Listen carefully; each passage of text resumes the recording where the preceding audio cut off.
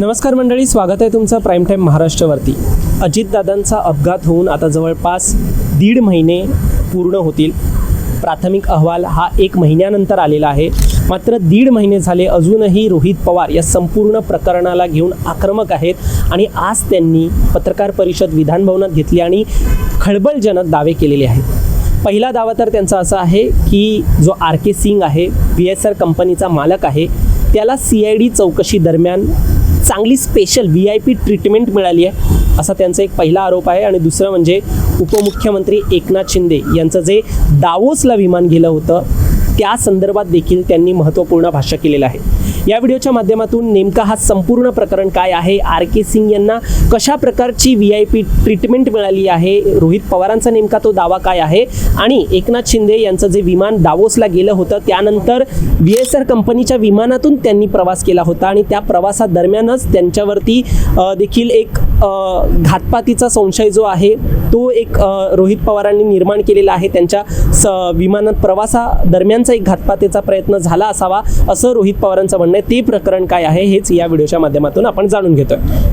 तर मंडळी, रोहित पवार आज विधानभवनात आले। त्यांनी महत्त्वाचं म्हणजे त्यांना प्रश्न विचारण्यात आला की दादांच्या कुटुंबातूनच आता एकूणच त्यांचा घातपात झालेला आहे अशा प्रकारचा एक संशय व्यक्त केला जातोय आणि त्यावरती तुमचं काय म्हणणं आहे, यावरती रोहित पवारांना असं पत्रकारांनी विचारलं। तेव्हा रोहित पवार म्हणाले की आम्ही तर विरोधात आहोत, तरी देखील आम्ही हा लढा एकूणच लढतोय, मात्र सत्ताधारी नेते यांनी या संपूर्ण प्रकरणावरती केंद्रामध्ये सरकार आहे तिथे जाऊन आवाज उठवला पाहिजे आणि या संपूर्ण एका प्रकरणावरती भाष्य केलं पाहिजे, बोललं पाहिजे असं रोहित पवारांचं म्हणणं आहे। आता एकूणच जेव्हा पत्रकारांनी विचारलं की तुम्ही म्हणताय की RK सिंग जो आहे, VSR कंपनीचा मालक जो आहे, त्याला स्पेशल ट्रीटमेंट मिळाली आहे असं तुम्ही म्हणताय, तर नेमकं काय झालं, तर रोहित पवारांनी यावरती म्हटलं की हा जो RK सिंग आहे तो CID चौकशीसाठी आलेला। आता माध्यमांमधून म्हटलं जाते की जवळपास त्याची 11 ते 12 तास चौकशी झाली आणि या चौकशी दरम्यान रोहित पवारांचं म्हणणं आहे की ही चौकशी एवढी झाली असली तरी त्यामध्ये VIP ट्रीटमेंट दिली गेली। आता VIP ट्रीटमेंट म्हणजे त्या दिवशी मॅच होती, ती मॅच त्यांना दाखवण्यात आली असं देखील रोहित पवारांचा आरोप आहे। त्याबरोबरच रोहित पवारांचं असं देखील म्हणणं आहे की हा जो RK सिंग आहे त्याला या चौकशी दरम्यान VIP ट्रीटमेंट देत असताना त्याला नंतर काळ्या काचेच्या गाडीतून पाठवण्यात आलं। म्हणजे एवढं काय काळं आहे जे तुम्ही लपवताय अशा प्रकारचा आरोप जो आहे तो एकूणच रोहित पवार यांनी या संपूर्ण प्रकरणावरती CID चौकशीच्या प्रकरणावरती आता केलेला आहे। रोहित पवारांचं म्हणणं आहे की CID कडे ते आता जाणार आहेत। AIBचा जो रिपोर्ट आहे तो त्याच्या आधारावरती FIR दाखल करण्याचा प्रयत्न हे रोहित पवार करणार आहेत।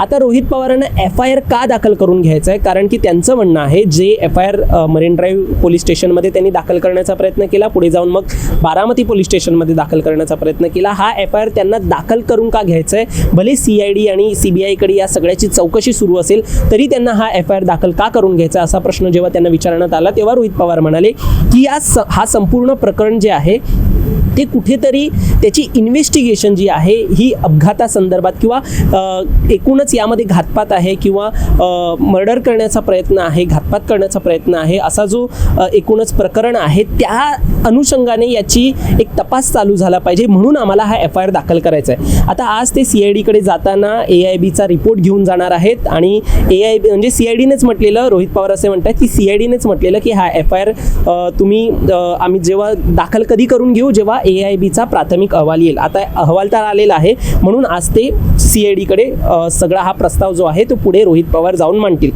आता यामध्ये CID वरती राजकीय दबाव आहे का असा प्रश्न देखील रोहित पवारांना पत्रकारांनी विचारला। तर VK सिंगला वाचवलं जातंय यावरतून त्यांनी जो मग भाष्य केलं त्यावरूनच CID वरती राजकीय दबाव आहे असं दिसून येतंय असं त्यांचं म्हणणं आहे। म्हणजे VK सिंगचे जे संबंध आहेत, राजकीय संबंध आहेत, त्याचबरोबर त्यांचे गुंतवणूकदार जे आहेत ते मोठ्या लेवलचे आहेत आणि फक्त त्या गुंतवणूकदारांना नाराज न करता या संपूर्ण प्रकरणामध्ये VK सिंगला पकडण्यात येत नाहीये असं रोहित पवारांचं म्हणणं असल्याने CID वरती हेच जे राजकीय गुंतवणूकदार आहेत किंवा एकूण वेगवेगळे अधिकारी वर्ग आहेत जे VSR कंपनीमध्ये गुंतवणूक करून आहेत, त्यांना कुठेतरी वाचवण्यासाठी आणि VSR कंपनीवरती म्हणून दोष येऊ नये म्हणून हे सगळे प्रयत्न चालू आहेत असं रोहित पवारांचं यामध्ये एक संशय आहे. तसा प्रश्न त्यांनी सातत्याने निर्माण केलेला आहे. आता यामध्ये रोहित पवारांचं म्हणणं आहे, मी संपूर्ण प्रकरण तुम्हाला सांगितलं. आतापर्यंत कसं त्यांना FIR दाखल करायचे यावरती आपण बोललो. VSR कंपनीचे जे मालक आहेत त्यांना कशी स्पेशल ट्रीटमेंट दिली जाते, हे जे आरोप रोहित पवारांनी केले त्यावरती आपण माहिती घेतली. आता यामध्ये रोहित पवारांचं अजून एक महत्त्वाचं म्हणणं आहे, या विमानातून मोठमोठी नेते जे आहेत ते प्रवास करतायत आणि त्यामुळे या VSR कंपनीला कुठेतरी क्लीन चिट मिळते किंवा या संपूर्ण प्रकरणाला घेऊन ते नेते खरंच म्हणजे अजितदादांसारख्या मोठ्या नेत्याचा घातपात होतो आणि हे नेते त्याच कंपनीच्या एकंदरीत विमानातून प्रवास करतायत. त्यामुळे हे संपूर्ण प्रकरण त्यांना अजून त्या संपूर्ण प्रकरणामध्ये ते त्यांची नाराजी व्यक्त करतायत. आता मध्ये आपल्याला माहिती आहे नाशिकला जाताना सुनेत्रा ताई यांनी VSR कंपनीच्या या विमानातून प्रवास केलेला, सोबत मुख्यमंत्री देवेंद्र फडणवीस देखील होते. त्यामुळे कुठेतरी चर्चा अशी झाली की VSR कंपनीला क्लीन चिट देण्याचा हा प्रयत्न आहे का, कारण की त्यांचीच विमानं वापरली जात आहेत. अजून आता उपमुख्यमंत्री एकनाथ शिंदे यांच्या देखील घातपाताचा एक प्रयत्न झाला असं संशय जो आहे, असा प्रश्न जो आहे तो रोहित पवार निर्माण करतायत. आता हा का निर्माण करतायत, कारण की एकनाथ शिंदे हे दावोसला मध्ये गेले होते आणि दावोसवरून परत येताना त्यांचं विमान जे आहे ते इराणच्या हद्दीत आलं. आता इराणच्या हद्दीत आल्याने त्यांना सांगण्यात आलं, एकनाथ शिंदे यांच्या विमानातील पायलटला सांगण्यात आलं की तुम्हाला या हवाई हद्दीतून उडण्याची एक काय म्हणता येईल तुम्हाला परवानगी नाही आहे आणि ही परवानगी नसल्या कारणाने तुम्ही आत येऊ शकत नाही. मग ते विमान जे आहे इराणचं इराकला वळवण्यात आलं. इराकला जेव्हा वळवण्यात आलं तेव्हा देखील असाच प्रश्न जो आहे तो निर्माण झाला की इराकमध्ये देखील तुम्हाला उतरवता येत नाही आहे. मग त्यानंतर ते बहरीनला विमान जे आहे ते पुढे वळवण्यात आलं आणि मग तिकडून जी प्रोसेस जी आहे ती सगळी झाली, विमान या हद्दीतून उडवण्याची परवानगी मिळवण्याची प्रोसेस झाली आणि त्यानंतर दावोसवरून एकनाथ शिंदे यांचं विमान या भागामध्ये आपल्या भारतामध्ये परत येऊ शकलं. आता या संपूर्ण प्रक्रियेमध्ये एकनाथ शिंदे यांच्या जीवाला धोका होता असा प्रश्न जो आहे तो रोहित पवार निर्माण करतायत.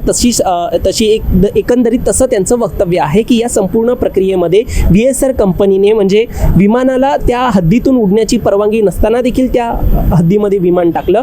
त्यामुळे कुठेतरी उपमुख्यमंत्री पदावरती असणाऱ्या नेत्याचा घातपाताचा हा प्रयत्न असावा असं रोहित पवारांचं म्हणणं आहे. आता या संपूर्ण प्रकरणाला घेऊन जय पवारांनी देखील एक व्हिडिओ व्हायरल केलेला, म्हणजे VSR कंपनी ही कशा प्रकारे नेत्यांचे जीव जे आहे ते धोक्यात आणते, कशा प्रकारे त्यांची जी सर्व्हिस आहे किंवा कशी ती सर्व्हिस जी आहे ती लॅक करते हे दाखवण्याचा सातत्याने प्रयत्न अजूनही महाराष्ट्रातील नेते आहेत, जय पवार आहेत, रोहित पवार आहेत, हे करतायत. जय पवारांनी देखील एक व्हिडिओ व्हायरल केलेला ज्यामध्ये VSR कंपनीचा एक मालक जो आहे तो त्या पायलट सीटवरती झोपलेला आहे आणि हे दाखवून देऊन एकच प्रयत्न चालू आहे की VSR कंपनी कशी दोषी आहे या सगळ्यामध्ये आणि कशी ती सिक्युरिटी जी यंत्रणा आहे ती त्या यंत्रणेवरती दुर्लक्षित करते.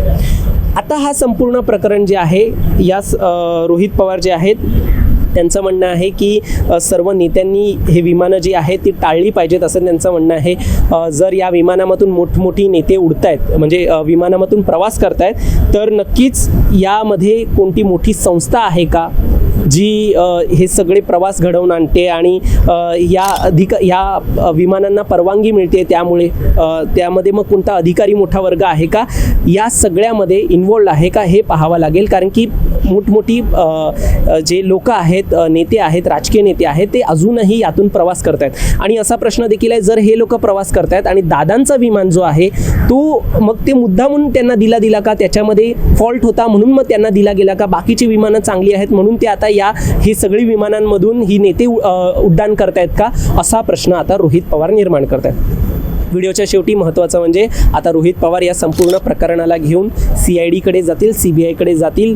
जो AAIBचा रिपोर्ट आला आहे त्यानुसार FIR दाखल करून या संपूर्ण प्रकरणाला कुठेतरी जे वळण जे आहे ते घातपातीचा प्रयत्न आहे यापर्यंत निघून जाण्याचा हा संपूर्ण प्रयत्न रोहित पवारांचा असणार आहे आणि एकनाथ शिंदे यांना देखील ते आता भेटणार आहे या संपूर्ण प्रकरणावरती. उपमुख्यमंत्री आहेत राज्याचे, या संदर्भामध्ये तुम्ही देखील हा प्रश्न जो आहे तो केंद्रापर्यंत पोहोचवा.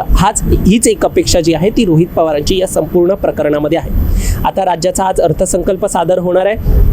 दरम्यान या संपूर्ण प्रकरणाला घेऊन आजच्या संपूर्ण सभेमध्ये काही प्रश्न निर्माण होणार का हे देखील पाहण्यासारखं असेल.